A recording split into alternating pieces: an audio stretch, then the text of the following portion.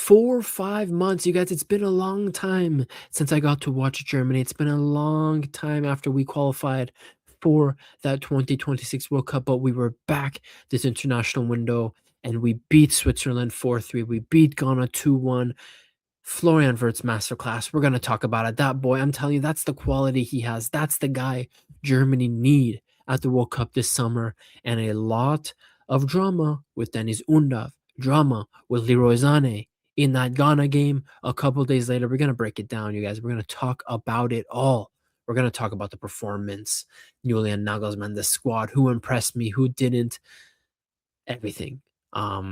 So glad to be talking about Germany again. It's been too long, 4 or 5 months since the World Cup qualification phase ended. Let's talk. Let's speak. It's me, your boy Hokage Puya. Like the video, subscribe if you're new. Road to 1K, mission to 1K. I want to get to 1K before the World Cup, guys. I want to get to 1K before the World Cup starts. So I think we can hit that goal. That's an easy goal. I'm like 15 subs away, 13 subs away. Like, let's just do it. Let's do it, guys. But yeah, let's break it down. Let's start with the first game of the international window, the Switzerland game. This was a good matchup. These are the friendlies I want to see. Germany versus teams that they typically struggle with. Germany against teams that are going to the World Cup. Switzerland, a team that is going to the World Cup. Switzerland, a team that Germany in fixtures has not beaten since 2009 up until this game. The same Switzerland team that gave us a big run for our money in the Euros group stage just 2 years ago. Remember that 1-1 in Germany, the late Niklas Füllkrug header. This is a team that stylistically over the last couple of years can challenge us. And today, not today, this game happened a couple of days ago, but the game ended in a Germany win. The first Germany win against Switzerland in what? 2009. So we're talking about 17 years. So yeah, it's significant for me, even though it's just a friendly. Now, I didn't do post-match reactions this international window, guys, because I was on a little vacation. I was up to see my beautiful girlfriend, and I don't like to do a lot of content when I'm up there. I like to focus and be present with her and enjoy our time together. So that's why we're doing this reaction and everything after both games have finished. But anyway, enough of that. Let's talk about the game. Yeah, Germany were clearly the better team in this game. This was one of Nagelsmann's best games for the German national team. When we were just talking about style of play, when we're just talking about how dangerous this team looked, how good the football was, attacking-wise, this was one of Nagelsmann's best games for Germany. Now, Switzerland scored 3 goals. One of them was a great goal. One of them, we have to put your hands up. It's a great goal. But the other goals from Ndoye and from Mbolo, they were just, you need to defend better. Again, crosses is going to be an issue for this Germany team. Crosses was an issue for this Germany team. Remember, at the Euros, how did some teams score? Spain scored that winning goal from a cross. Open Mikel Merino header. Don't forget, Spain's first goal was also from a cross with no runner tracked. Remember, the 2 goals against Spain was a cross. The game before that, when Denmark scored the offsides goal, it was from a set play, from a crossing situation. Remember, so crossing and defending crosses, defending aerial duels in our own box, this is a big issue for this team. And I don't expect the issue to be changed. People will score on crosses against us in the World Cup. I absolutely believe it. I know it will happen, but just the ease at which we let Switzerland do it in this game for those 2 goals, it was just kind of pathetic. And, you know, Tah and Schlotterbeck, we're going to talk about the lineup in this game, but Tah and Schlotterbeck started this game. You know, when you do that, you're giving a guy like Rudiger all the leeway he needs to find himself back in the starting 11 for the World Cup this summer. Because what is Rudiger? He is defensively very aggressive center back. He tries to win those balls in the box. He tries to win those headed duels. With Tah and Schlotterbeck acting like that on the crosses, you are allowing a path for Rudiger into the starting 11 again, which I don't mind. I want to see Rudiger is now fully back and fit, no injuries. I want to see what he does with Real Madrid the rest of the season. He is still absolutely in contention with Tah and Schlotterbeck to start for Germany at that World Cup. And then you have Malik Chow as the 4th center back in the squad. which I don't mind at all. Chow, I'm looking at Malik Chow next World Cup with Schlotterbeck, those two in 2030. That's what I'm looking at in the future.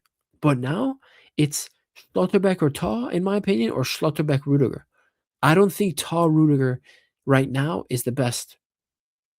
You know, it might have been good for the Euros, but Schlotterbeck, Tah or Schlotterbeck Rudiger is the future for this Germany team, especially at the World Cup. So yeah, Switzerland scored first. We follow up Tah with the goal assisted by Wirtz.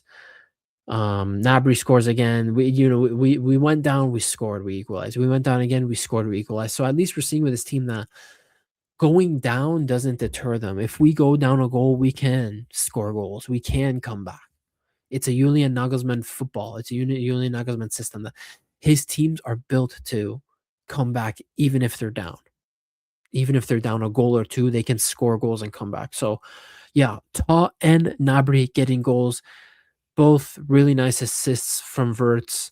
We're gonna talk about the lineup more. By the way, these are the stats if you care. Let me just get my face out of the way. Yeah, we had a lot of big chances. Like Switzerland had one big chance. The finishing wasn't ruthless this game. We could have had 5-6 goals against Switzerland. It was a good game. Yes, it's 4-3. The scoreline tells you it's close, but attacking wise, we saw a lot of promising stuff in this match. We saw a lot of promising stuff. And in the second half, Wirtz stole the show with 2 goals. And you guys, that third goal from Wirtz is just disgusting. If you haven't seen that goal, go watch it because that is just the quality I'm talking about with Wirtz. When I'm telling people on Twitter, when I'm telling Liverpool fans, trust me, he will come good. When I'm telling Premier League fans that trust me, this guy will light up your league when it clicks for him, the Premier League is in trouble. When it clicks for Florian Wirtz in the Premier League, that league is going to witness one of its best players the last 10, 15 years. Seriously. Seriously, I'm not kidding. So that third goal was just disgusting. Disgusting. Um, and yeah, he also scores in the 85th minute to get the eventual game winner. If we want to go down to the lineup, yeah. Tah headed assist by Florian Wirtz. Gnabry's goal assisted by Florian Wirtz. 2 goals, 2 assists against a decent Switzerland side. This isn't a bum Switzerland side. This was the lineup. You know, I was looking to see if Jonas Urbi can displace Baumann as the Germany number 1, but Urbi got injured and had to withdraw from the squad. So I think going into the World Cup, Oliver Baumann is going to be the starter for Germany, which I don't mind unless Neuer decides he wants to come back. Then Baumann is obviously going to step aside and Neuer is going to slot right into there. But I kind of am giving up on that. I think Baumann is definitely going to be the starter. Kimmich is going to be a right back at the World Cup. He is. David Raum is going to be the left back.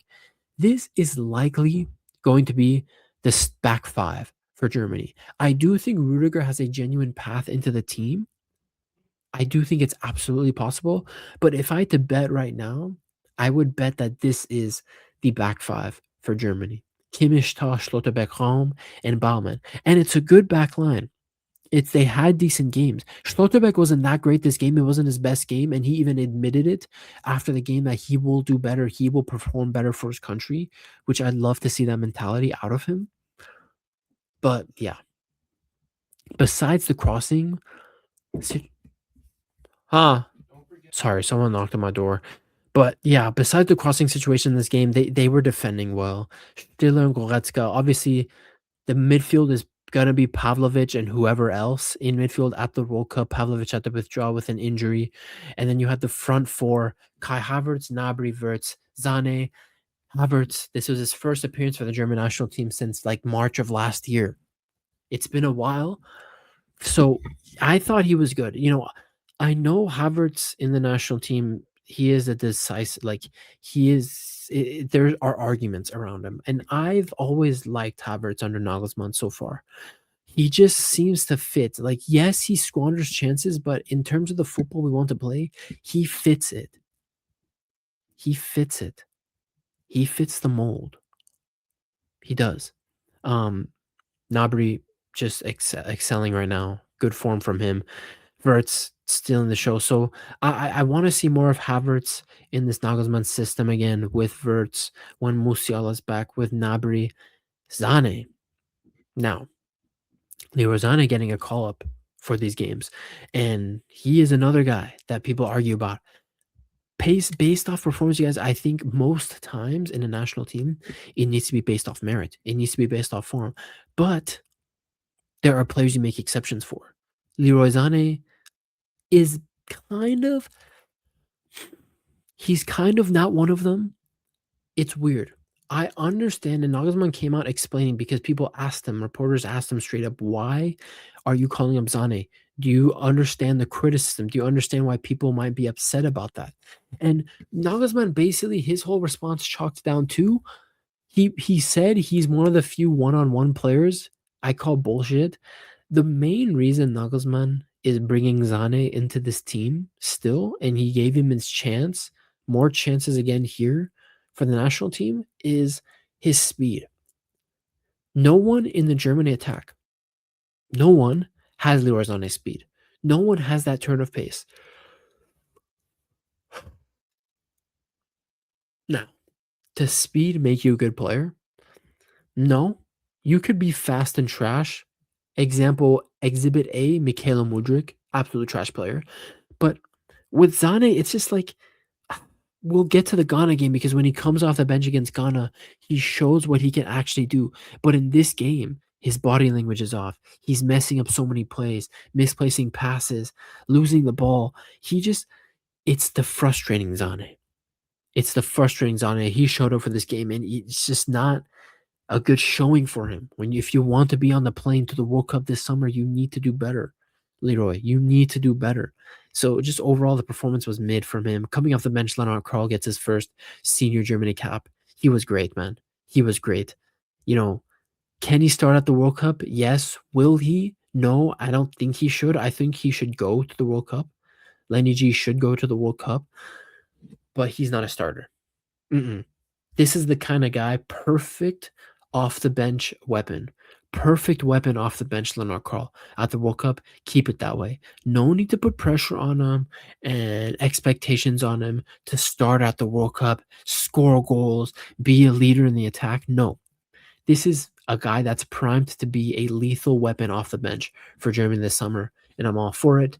Voltemade gets some minutes, Anton Stach gets some minutes, and Pascal Gross gets some minutes as well in this game. So overall, Wirtz had a strong performance. Gnabry had a strong performance. I thought Stiller was all right. I thought the defense overall played well. It's just the defending on crosses was really frustrating. I thought Havertz was promising on his return to the national team. I thought Leroy Sané just not doing himself any favors. Just really not doing himself any favors. And because of that, and let me just now go to the next game. We beat Ghana 2-1. Leroy Sané gets booed in this game. Leroy Sané got booed in this game when he came off the bench. And I understand. I understand fully. I don't think you should boo him. Honestly, I think it's a little bit extra.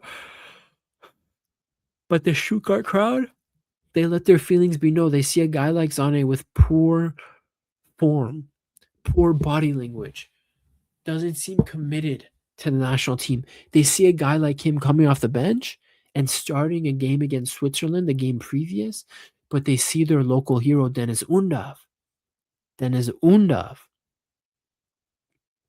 riding the bench, not getting a start when he's having an incredible season for Stuttgart, really being a leader for them, trying to push them into the Champions League spots. So he was obviously going to get booed. I think that I don't agree with it, but yeah, Leroy just he can be a weapon for us. He really can. I do still think he should be strongly, strongly considered for the World Cup in the summer, but yeah, it's just the classic Leroy Sané traits that aren't doing him any justice. Simple as. That's just simple as. But in this game, 2-1, playing Ghana, a team that's sitting back more unlike Switzerland, sitting back. They're trying to hit us on the counter. This was a more frustrating game, I'm not gonna lie, because we were playing good football up until even our penalty. Like I thought we were building up well. Our final ball just was all over the place in this match. Voltemade was getting in the way. players were getting in their way. We were building up really nicely up until Ghana's 18-yard box, and we just took the wrong shot at the wrong time, took too long to shoot, messed up the final pass, and it was a it was a game that was more frustrating than it needed to be. It was a game that was more frustrating than it needed to be. I think that's the perfect way of saying it. But in the end, we did win 2-1. I think this brings Germany's winning streak up to 9. This is or 8. 8 or 9. I think this is the longest winning streak Germany has had since under Flick back in like 2021, 2022. So, yeah, Havertz gets the goal. Undav gets the winning goal. It was just let's talk about Undav. Let's well first hold on. Let's talk about the lineup first. Let's talk about the lineup first. Before we get to Undav. This was the lineup. Schlotterbeck Tabel start. Newball gets a chance in goal, even though he's not going to start at the World Cup. Kimmich, Brown gets a start. Brown, very impressive. Brown has a bright future, in my opinion, in the national team. But David Raum is the starting left back. David Raum is absolutely the starting left back for us. He's a leader at Leipzig, and he's turning into a leader in the national team. It has to be him. Stiller gets another 61 minutes. Gnabry, less effective this game. I thought Wirtz, Voltemata, and Havertz were all decent in this game. It's just that final touch, that final pass, that final ball, that final shot was off for them. Havertz taking the penalty well, though, when we get it at the end of the first half. Ghana do come back and score a goal. And again, it's a goal on transition. It's a goal where it's coming from across. It's coming from across. And it's very similar situation to like the Spain game at the Euros. That first goal for Spain, where it's just a low-driven cross on the hugging the floor of the pitch, and none of our midfielders are tracking the runners of Ghana to intercept the ball, and it's just a free shot in our 18-yard box for Fatawu, and it's 1-1. And then who comes on? Who comes on before the goal? Before the goal, sorry. Before the goal, who comes on? DENIZ UNDAV. DENIZ UNDAV comes on at halftime for Serge Gnabry. The Stuttgart crowd was chanting his name at like 10 minutes, begging for him to come on, calling for him to come on. Nagelsmann waits until halftime to bring him on, gives him 45 minutes. And to be honest, it wasn't going well for Deniz. You guys, we have to be honest. If you watch the game, Deniz Undav was not having a good game. He was not getting involved in the second half. He was kind of a ghost. But again, sometimes as a striker, it's okay to have those games because at the end of the day, when you score the winning goal, when you're in the right position to score the winning goal and you take your chance and you score it, everyone forgets about the half where you did nothing and barely touched the ball and didn't have any impact on the game, because in the end, you had the ultimate impact on the game. You scored the winning goal and you sealed the win in your home stadium for your country, and everyone's going to forget about the rest of the performance. So it was cool to see Deniz Undav be chanted for by the fans. Come on, struggle a bit, but then when he gets the one chance to score, he puts it away, and it's assisted by Leroy Sane, who also came off the bench. And Leroy Sane gets booed coming off the bench. And like I explained, because of his body language, because of his commitment, because of also the Deniz Undav situation as well, I could see why he got booed. I don't agree with it. Again, I don't agree with it, but that was how the crowd was feeling. But Leroy Sane comes off the bench this game, and he's actually trying to get involved. He's actually asking for the ball, trying to take players on. And in the end, he is the one that started the play to this winning goal. He's the one that puts his head into danger, that sacrifices and gets his head into a dangerous position to head the ball into Deniz Undav's path to score the goal to win this game 2-1. So Leroy Sane, again, you're your own biggest enemy. You need to show up with better body language. We, the crowd, the fans, we want to see you try every second you're on the pitch wearing the national team jersey. That's all we want. That's really all you want. And your qualities that you seem to show 50% of the time, and your speed will carry you to be in the World Cup team. That's all I could say. But back to the Deniz Undav situation. Now, a lot of reporting came out after this game. People asking Julian Nagelsmann, about the DENIZ UNDAV theme, them chanting for DENIZ UNDAV, him scoring the goal. Will he start? Blah, blah, blah, blah, blah. And Nagelsmann really gave some weird. I don't know why he's being so stubborn on this. He just does not want to start DENIZ UNDAV. And I think he has an idea in his mind where Voltamata or Havertz will likely be his strikers, his go-to strikers at the World Cup this summer. Will he take Undav to America to the World Cup? Absolutely. You cannot ignore this guy. Undav will be at the World Cup, but will he be a starter? That's where Nagelsmann just seems to disagree with a lot of the fan base right now, where he puts more trust in Voltamata. He wants to put more trust in guys like a Kai Havertz. So he just had some really weird statements after the game talking about, oh, well, when he goes back to Stuttgart, hopefully he continues his form. Dennis likes to talk a lot and put a lot of unnecessary pressure on himself. When he scores, it's great, but when he doesn't score, he invites more pressure and negativity onto himself. But hey, if he could thrive, blah, blah, blah, blah, blah. He's just doing this whole psychoanalysis about, I don't know. He's overcomplicating it with Dennis Undav. Just play the guy. Like, this was all right for him. He doesn't have to start, but bring him on at half in these friendly games. Give him 45 minutes to show you something. And if, in the end, he did. He showed you that he could score the decisive chance after waiting during a very underwhelming half for himself, personally. Off the bench for Germany, uh, Rudiger came on for a second half. Lennart Karl came on, and again, Lennart Karl was impressive. Dennis Undav came on and scored. So, and yeah, Leroy Sane came on was and impressed as well. So, yeah, just 2 games, another 2 wins. Unfortunately, we don't have the strongest friendlies last 2 friendlies going into the World Cup. We play Finland next, and then before our first World Cup game against Curacao, we play the United States of America. So those are obviously and have to be wins. We don't want to go and mess up our momentum going into the World Cup. It's not the strongest opposition, but usually we don't have very tough games 2 days out from a World Cup, so I get it. Yeah, it is what it is. It's unfortunate that our game with Ivory Coast fell out because we got drawn into a group with them, and that's why we played Ghana in this match. But yeah, Nagelsmann, I think Nagelsmann has his core squad figured out. I think obviously guys like, just doing a count on my hands, guys like a Baumann is gonna be on the plane. Schlotterbeck, Tah, Rudiger are gonna be on the plane. Malik Chow is gonna be on the plane. Kimmich, David Raum is gonna be on the plane. Gnabry will be on the plane. Wirtz will be on the plane. Musiala will be on the plane. Voltemata will be on the plane. Havertz will be on the plane. Lennart Karl will be on the plane. That's 13 people. That's 13 guys.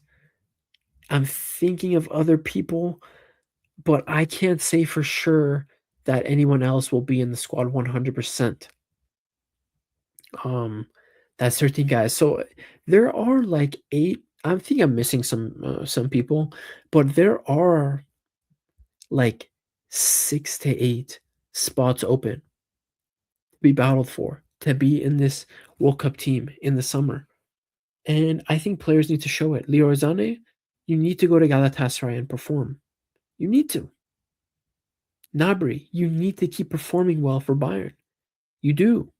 You absolutely do. DENIZ UNDAV, you need to keep performing well. Chris Führich, you need to improve your performances. Jamie Labeling, who oh, sorry, Pavlovic is part of that. So Pavlovic is number 14.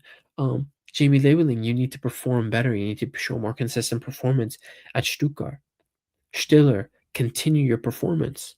Pascal Gross, I think he's on the fringes. Leon Goretzka, I think he's on the fringes. So, yeah, 2 games, 2 wins.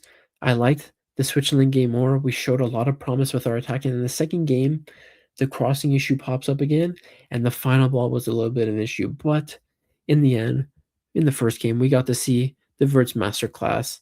DENIZ UNDAV drama. I think it's all going to blow over. Leroy Sané drama. It's all going to blow over once it comes into the World Cup time. I'm feeling good about this World Cup. There is 0 chance we get grouped. So that's a little comforting for me.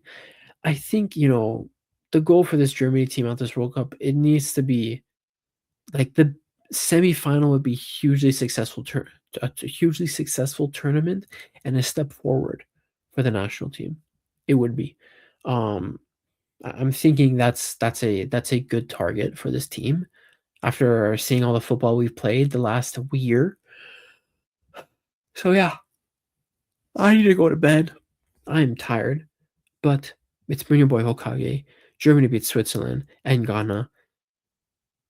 2 more months until our friendlies with Finland and the United States. And you guys, June 14th, World Cup opener in Houston, Texas against Curacao.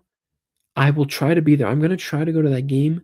Tomorrow is actually another chance to get FIFA World Cup tickets. So I'm going to try to do that. But until then, guys, I'll let you know if I get tickets. I'll let you know if I'll be going to that game. Maybe I could do a little vlog. Maybe I do a little vloggy vlog. I don't know. But yeah, it's been your boy Hokage, guys. Like, subscribe, and let me know your thoughts in the comments as always. And I'm glad to be back on the content grind, back from my little vacation. Bayern coming up, Champions League coming up against Real Madrid. Lots to talk about. Stay tuned, subscribe. It's your boy Hokage. I'll see you guys in the next one. Peace.